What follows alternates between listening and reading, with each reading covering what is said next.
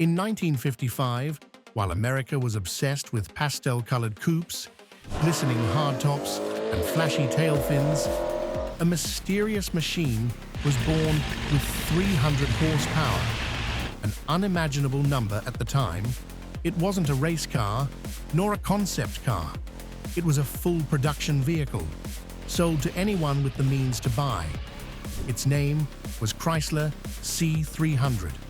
And although it arrived nearly a decade before the GTO, Mustang, or Charger, it's rarely called a muscle car. But here's the truth. The C-300 wasn't just the most powerful American production car of 1955, it also dominated both NASCAR and the 8LA Championship. It was the first knockout punch that launched the American muscle car era. So why was it forgotten? And who tried to erase it from history? Get ready to uncover the story of the Chrysler C-300, the first muscle car nobody wants to acknowledge. In the early 1950s, Chrysler was no longer the name that made racers or speed enthusiasts excited. It was seen as conservative, aged, and falling behind GM and Ford, companies constantly launching flashier, faster, and more advanced cars. Chrysler needed a turning point, and they decided to go big. With Walter P. Chrysler gone, the company was under new leadership, determined to rebrand. They teamed up with Virgil Exner, the visionary designer behind the revolutionary Forward look. But styling alone wasn't enough. Chrysler needed a statement of power, something to make America stop and pay attention.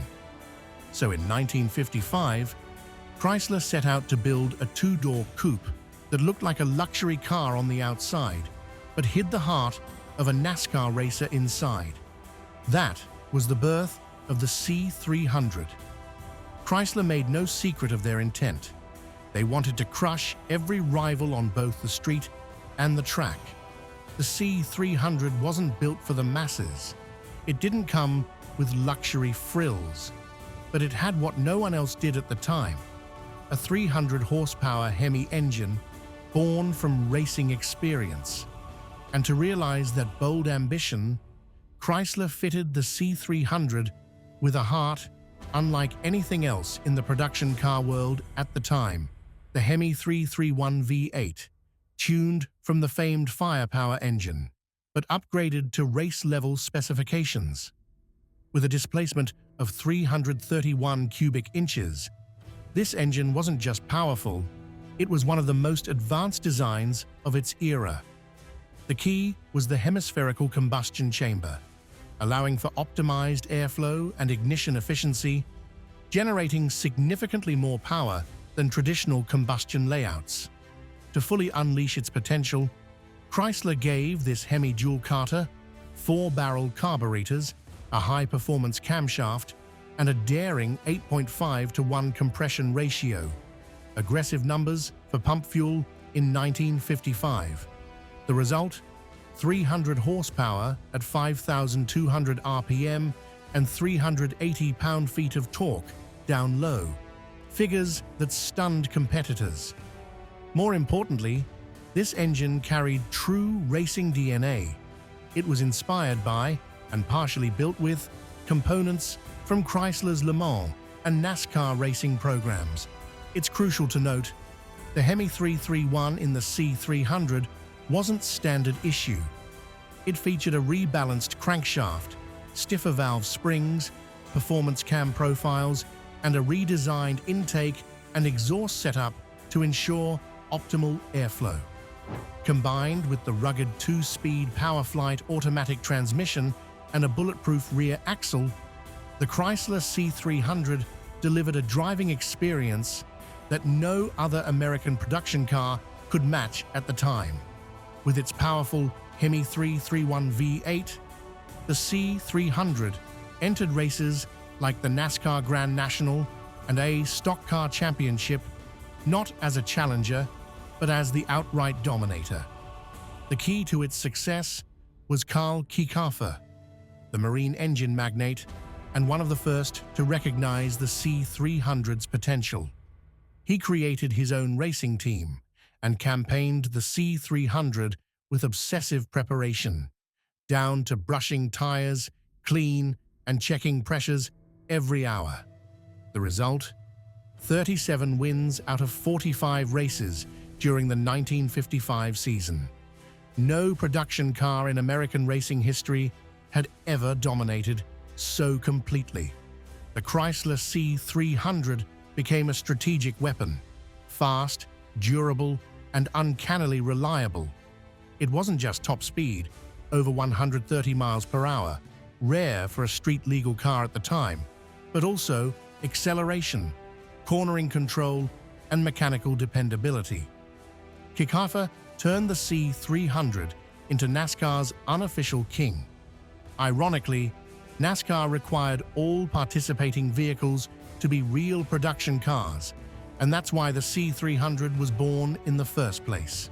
Chrysler needed a legitimate street model to bring its racing technology to the public. The C-300 didn't just win races, it redefined what a street car could be. After 1955, no automaker dared ignore the fusion of race tech with showroom metal ever again. Yet despite dominating the racetrack and pioneering the concept of street-legal performance, the C-300 faded into obscurity, a painful paradox that still sparks debate among car lovers today.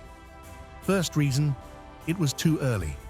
In 1955, the term muscle car didn't exist. For American consumers, a muscle car had to be small, cheap, youthful, and aggressive. The C-300 was too mature, too upscale. When the Pontiac GTO debuted in 1964 and ignited the muscle car craze, people forgot Chrysler had done it nearly a decade earlier. Second reason, the C-300 didn't scream power. No wild lines, no roaring pipes. It looked like a classy businessman, but with a gun in his briefcase. And because it was too polite, it was overlooked. Third, too few were built. Only 1,725 units were made in 1955, a very small number. Its high price limited its audience, and it never created the youth-driven wave of fandom that Mustang or GTO enjoyed. But most bitter of all, even Chrysler didn't protect its legacy. No major marketing campaigns, no racing celebrations. The company seemed content to bury the C-300's glory to focus on future models. The result? The C-300 was left off top muscle car lists, ignored by Hollywood, and worst of all, forgotten by much of today's car-loving generation. Though forgotten in public memory, among engineers and Chrysler enthusiasts, the C-300 never truly vanished. It laid the foundation for a performance philosophy Chrysler would pursue for decades to come. First, the C-300 launched the iconic 300-letter series, which ran from 1955 to 1965. Each year, Chrysler released a new model, with the suffix letter progressing alphabetically, from C-300 to 300B, 300C, 300D, all the way to 300L. Each car improved in performance, creating America's first true luxury performance line, combining racing power with upscale refinement.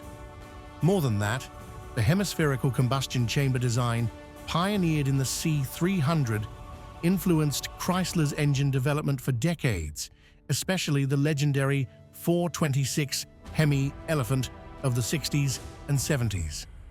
This legacy was reborn in 2005, when Chrysler revived the 300C nameplate for a new performance sedan, this time powered by a 5.7-liter Hemi. Once again, the name 300 became synonymous with American power, acceleration, and road presence. Thanks to the C-300, Americans began to see cars not just as transportation, but as symbols of power, where racing tech could live side by side with daily drivability. The Chrysler C-300 didn't just start a car line. It sparked an idea that top-tier performance didn't have to sacrifice luxury, and that American cars could be both fast and refined. Today, though rarely seen in headlines, the Chrysler C-300 is a treasure among classic car collectors. With only 1,725 units ever produced, and many lost to time, each surviving C-300 carries immense historical and emotional value. At classic car auctions, a well-preserved original C-300 can fetch $80,000 to over $150,000, depending on condition and authenticity. If the car has a racing pedigree or was owned by a notable driver, its value can easily double. Beyond the price tag, the C-300 sits at the heart of a passionate community, 300 Club International, formed in the 1970s and still active today.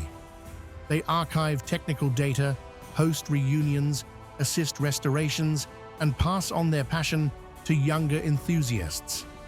Owners often say, driving a C-300 on the street always turns heads, not because it's flashy, but because it's rare and has a story to tell.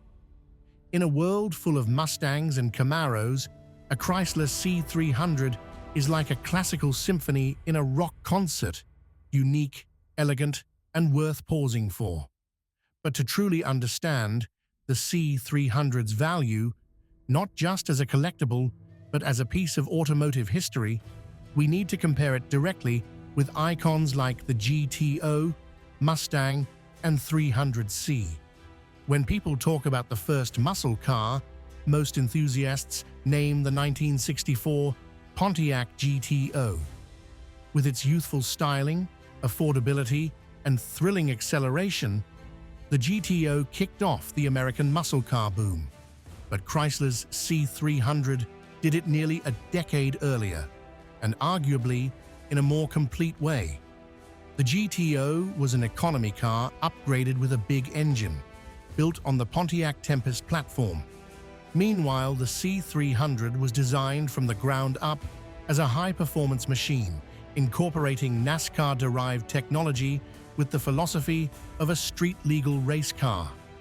Likewise, the 1965 Mustang is a cultural icon that launched the pony car segment. But early Mustangs prioritized styling and mass appeal over raw performance.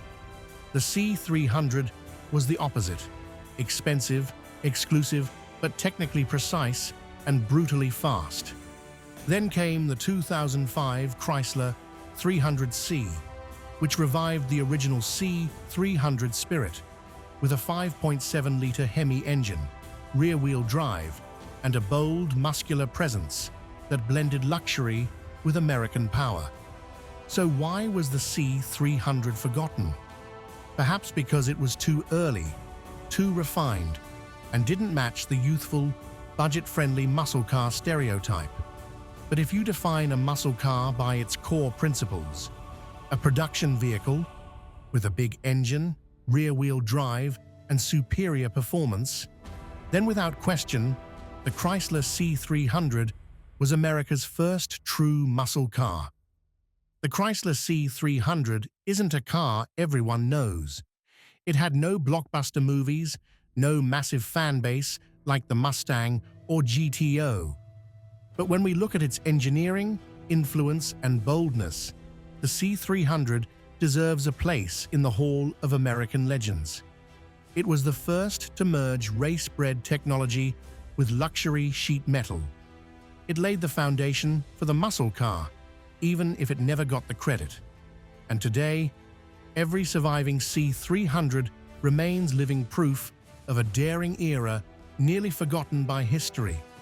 What do you think? Does the Chrysler C-300 deserve to be recognized as the first muscle car?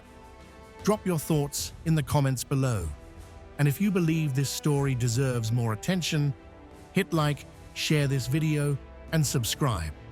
as we continue to uncover the forgotten machines and near-lost legends of automotive history.